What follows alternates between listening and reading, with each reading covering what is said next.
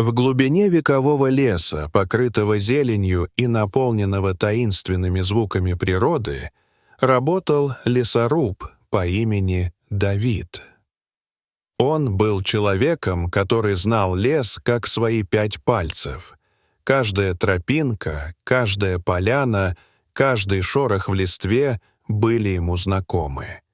За долгие годы работы его руки стали крепкими и мускулистыми от постоянного использования топора, а тело окрепло, обретя утонченный ритм с природой. Давид уважал лес, но его работа заключалась в вырубке деревьев, и он всегда смотрел на свою работу как на способ обеспечить семью. Лес был для него источником жизни, но также приносил ему и горе, когда приходилось видеть красивейшие деревья, пикирующие под его топором. Однажды, работая на опушке леса, Давид заметил нечто необычное. На фоне зеленого покрова выделялось огромное дерево. Его величие затмевало соседние стволы. Это дерево было старым и могучим. Его ветви развивались, как руки, протянутые к небу, а ствол напоминал колонну, охраняющую эту часть леса. Сразу же Давид почувствовал, что это дерево не просто древесина, а хранитель многовековой истории. Он, однако, был лесорубом, и его профессиональный долг заключался в том, чтобы провести свою работу. Как только Давид приступил к работе, он стал спотыкаться о что-то странное. Имея большой опыт, он не ожидал никаких сюрпризов. Однако, когда топор ударил по стволу дерева, он почувствовал, как что-то внутри зашевелилось. Он потянул за собой свои силы и вновь ударил по дереву. Результат оказался неожиданным. С грохотом дерево соскользнуло с корней и рухнуло на землю, оставляя облако пыли и древесной стружки вокруг. К его ужасу, когда он заглянул внутрь замерзшего и полупраздного ствола, Давид увидел нечто странное. Между слоями коры и древесины, в самом центре поваленного дерева, застыла мумифицированная собака. Давид не мог поверить своим глазам. Мумия собаки выглядела необычайно хорошо сохранившейся, словно время обошло ее стороной. Он вообще никогда не видел подобного и был потрясен. Как будто вековая тайна, исчезнувшая из обыденной жизни, вскрылась перед ним на глазах. Давид долго смотрел на мумию, размышляя о том, как она могла оказаться там. Это открытие сразу же поглотило его мысли и заставило сердце биться быстрее. Он понимал, что это непростая находка. Собравшись с мыслями, Давид решил сообщить о своей находке своему начальнику. Он знал, что это событие заслуживает внимания и что, возможно, ему удастся получить какие-то ответы на свои вопросы. Начальник с недоумением выслушал его рассказ и одновременно почувствовал волнение от этой находки. Он понял, что это может быть серьезный научный интерес, и вызвал специалистов из местного университета, занимающегося исследованием древних ископаемых и животных.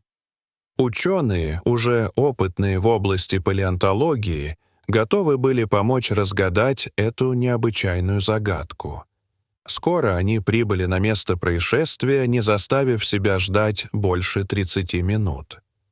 Ученые были сильно взволнованы известием и, увидев мумию, сразу сделали несколько предположений. Они бережно извлекли собаку из ствола дерева и начали проводить осмотр. Все присутствующие затаили дыхание, когда они пришли к поразительному выводу. Находка оказалась более чем уникальной. Ученые определили, что собака находилась внутри дерева около 300 лет, сохраняя тайну своей истории. Это было потрясающее и ужасающее открытие, которое перевернуло представление о времени.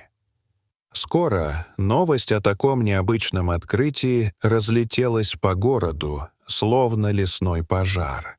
Все жители были потрясены, и это вызвало волну обсуждений. Местные жители приходили поглазеть на необычный экспонат, а также хотели задать вопросы о том, как такое возможно. Используя свои связи, ученые организовали выставку в местном музее деревьев Южного леса, и находка стала объектом гордости исследователей. Собаки, которые когда-то были верными спутниками людей, теперь превращались в загадку для будущих поколений. Для лесоруба Давида это открытие стало не просто странным инцидентом, но и катализатором для глубоких размышлений о природе и взаимосвязи человека с окружающим миром. После того, как он увидел мумию собаки, он осознал, что мир природы полон тайн, и каждое дерево, каждое живое существо, каждое изменение в лесной экосистеме могут скрывать удивительные секреты. Это понимание сделало его более чутким к природе и к тому, как его действия оказывают влияние на окружающий мир. С этого дня и до конца своей карьеры он перестал наделять лес простыми материальными утилитарными функциями. Каждый раз, когда он проходил мимо деревьев, которые до этого казались ему просто источником древесины, он стал воспринимать их как живые организмы, полные загадок и чудес. Даже самые обычные деревья стали вызывать у него уважение. Этот опыт изменил его взгляд не только на природу, но и на его собственную роль в этой экосистеме. Время прошло, и рутинные дни в лесу, казавшиеся привычными и неизменными, приобрели новый смысл для Давида. Он часто задумывался о том, как мумифицированная собака оказалась заключенной в сердце дерева. Неужели та собака когда-то была верным другом человека, без которого не могла жить? Какова была ее история? Эти вопросы мучили его, и он чувствовал, что такой вопрос требует ответа. Жизнь Давида продолжала течь, и открытие стало ему постоянным стимулом в работе. Он начал записывать свои мысли о лесе, о его явлениях, искусства, красоты природы и даже свои размышления о судьбе. Он стал даже писать письма детям и внукам, чтобы запечатлеть свое понимание леса и вдохновить будущие поколения. Он часто гулял по тем местам, где когда-то вырубал деревья, и останавливался на секунды, прислушиваясь к тихим дыханиям леса. Каждый раз, открывая для себя новое, он доказывал себе, что дерево — это не просто древесина, а часть великой истории. Прошло несколько лет с тех пор, как Давид нашел мумию собаки, и теперь его подход к ней стал еще более глубоким. Он чувствовал, что это событие навсегда изменило его жизнь. Не только как лесоруб, но и как человек, который осознал, что есть нечто большее — связь между всеми живыми существами. Также он стал враговым защитником природы и начал активно участвовать в просветительской деятельности, делая представления о важности дерева и как оно взаимодействует с жизнью людей. Вот такая удивительная история. Дорогие друзья, если вам понравился ролик, не забудьте поставить лайк, а также подписаться на наш канал, где вы найдете еще много интересного. Не забудьте также нажать на колокольчик, чтобы не пропустить ни одной захватывающей истории, и оставьте комментарий, чтобы поделиться своими мыслями с нами. Например, какая находка изменила ваше восприятие окружающего мира? Мы ждем вашего ответа.